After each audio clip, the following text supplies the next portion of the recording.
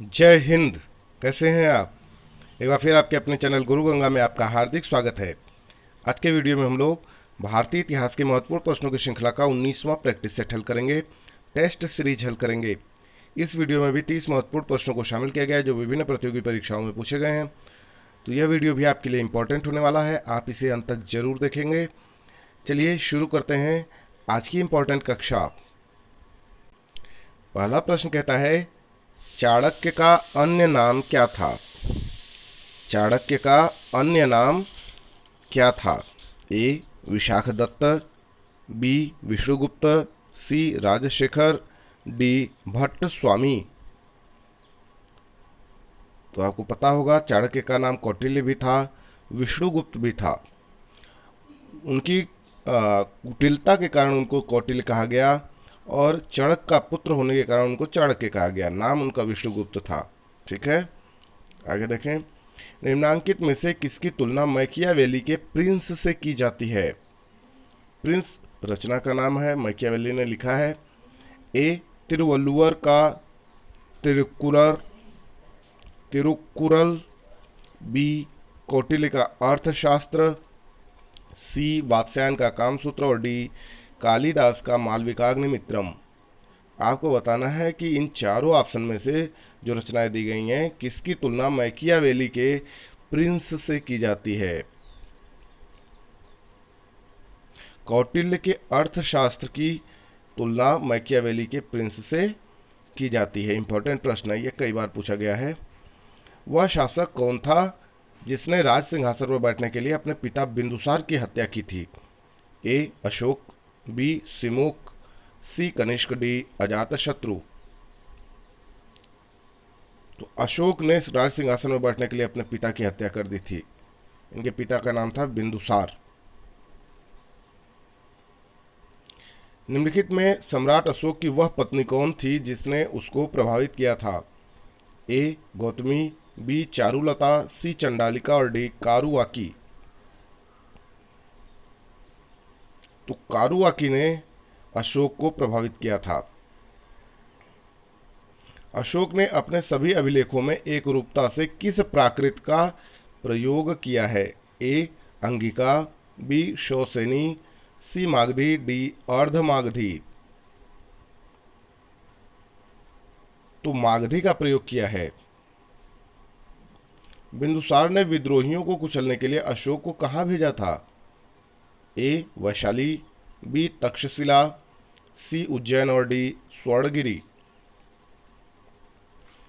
बिंदुसार ने विद्रोहियों को कुचलने के लिए अशोक को तक्षशिला भेजा था।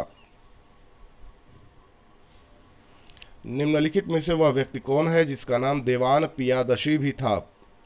ए अशोक, बी महावीर, भगवान महावीर, सी गौतम बुद्ध, डी सम्राट चंद्रगुप्त मौर्य। तो अशोक का नाम देवान पियादशी भी था। निम्नलिखित में से प्राचीनतम राजवंश कौन सा है? ए मौर्य, बी कण्व, सी कुषाण, डी गुप्त। मौर्य वंश सबसे प्राचीनतम है इनमें से।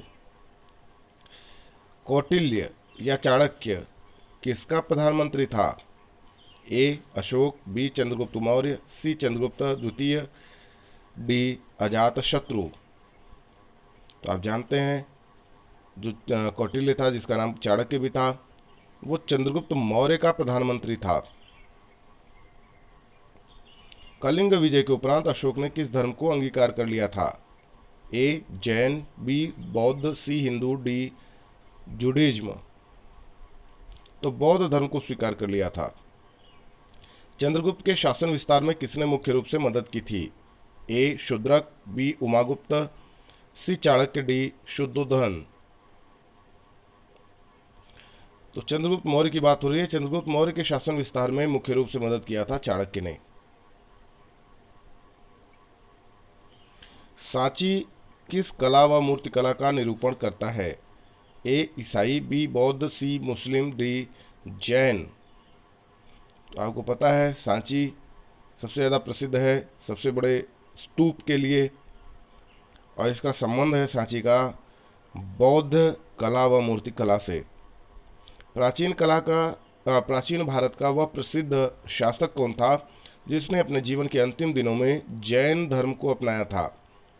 ए चंद्रगुप्त मौर्य, बी बिंदुसार, सी समुद्रगुप्त, डी अशोक। तो चंद्रगुप्त मौर्य ने अपने जीवन के अंतिम दिनों में जैन धर्म को अपना लिया था। मौर्य साम्राज्य की स्थापना किसने की? ए बिंबिसार, बी चंद्रगुप्त मौर्य, सी अशोक, डी बिंदुसार। तो मौर्य साम्राज्य की स्थापना की थी चंद्रगुप्त मौर्य ने। आप ध्यान दीजिएगा, यहाँ दो अलग अलग शब्द प्रयोग हुए हैं, बिंबिसार और बिंदुसार। थोड़ा सा ही अंतर है, पर ये दो अलग अलग व्यक्ति हैं, इस बात को आपको ध्यान में रखना होगा, नहीं तो कन्फ्यूजन में कई बार गलती हो जाती है ना। चलिए आगे देखते हैं। मौर्य साम्राज्य में प्रचलित मुद्रा का नाम क्या था? ए पड़, बी दिनार, सी काकड़ी, डी तोल। पड़, मौर्य साम्राज्य प्रचलित मुद्रा का नाम था पड़, पूछा गया कई बार। निम्नांकित में से कौन मौर्य वंश का शासक नहीं है?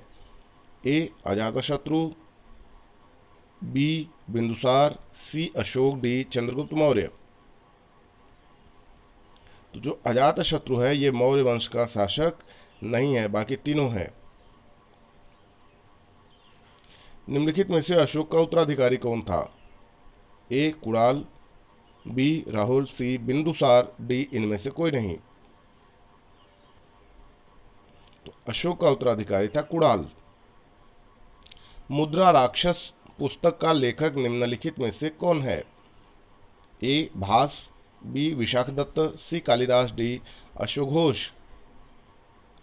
इस प्रश्न का उत्तर आप जानते हैं। जी बिल्कुल सही है, विशाखदत्त। विशाखदत्त के प्राचीन भारतीय नाटक मुद्रा राक्षस की विषय वस्तु क्या है?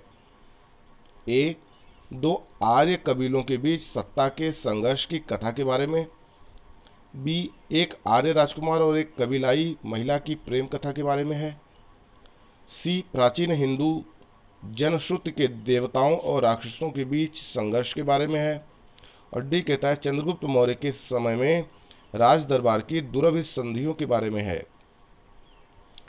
तो देखिए, ये मुद्रा राक्षस की जो विषय वस्तु है वह चंद्रगुप्त मौर्य के समय में राज दरबार की दुरभिसंधियों संधियों के बारे में ही है। ये डी बिल्कुल सही उत्तर है। मालवा, गुजरात एवं महाराष्ट्र किस शासक ने पहली बार जीते? ए विक्रमादित्य, बी स्कंदगुप्त, सी हर्ष, डी चंद्रगुप्त मौर्य। तो सबसे पहले मालवा, गुजरात एवं महाराष्ट्र चंद्रगुप्त मौर्य ने जीता था। किसने सहिष्णुता, उदारता और करुणा के त्रिविध आधार पर राजवंश की स्थापना की? ए अशोक, बी शिवाजी, सी रणजीत सिंह, डी अकबर।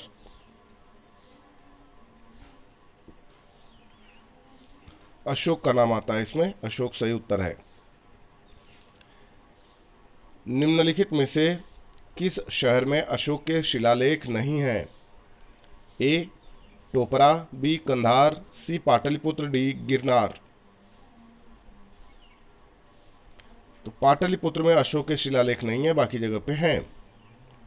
अर्थशास्त्र का लेखक किसके समकालीन था?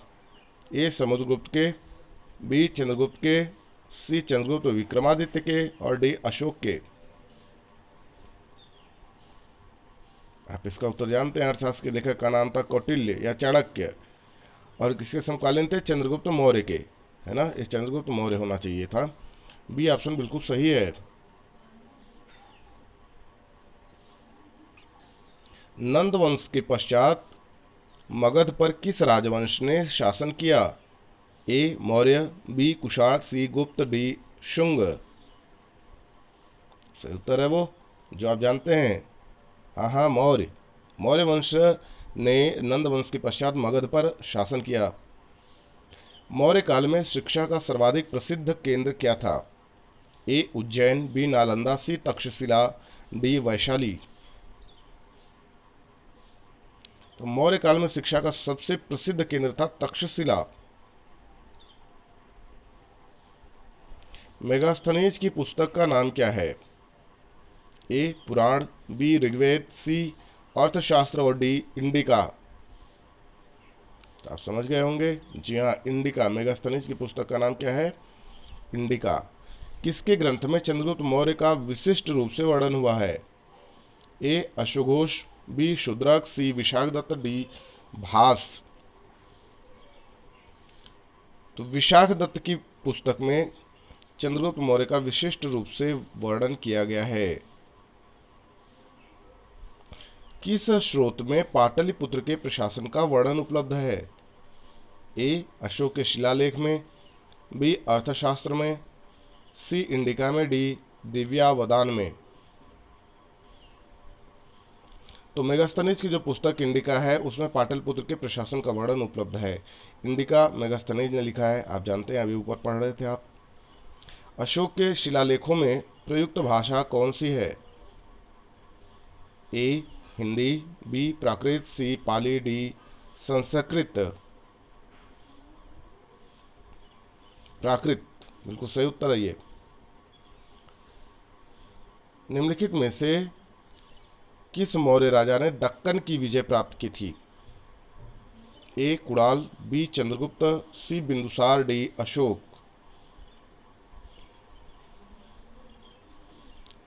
तो चंद्रगुप्त ने दक्कन की विजय प्राप्त की थी, बी सही उत्तर है। तो इस तरीके से ये छोटा सा वीडियो पूरा हुआ। यदि यह वीडियो आपको पसंद आता है तो लाइक जरूर करें, अपने मित्रों में शेयर करना ना भूलें। चैनल पे नए हैं तो चैनल को सब्सक्राइब करके बेल आइकन को प्रेस कर लीजिए ताकि प्रत्येक इंपॉर्टेंट वीडियो को नोटिफिकेशन आपको भी समय से मिलती रहे। और फिर मिलते हैं अगले इंपॉर्टेंट वीडियो में, तब तक के लिए आप सभी लोगों को जय हिंद।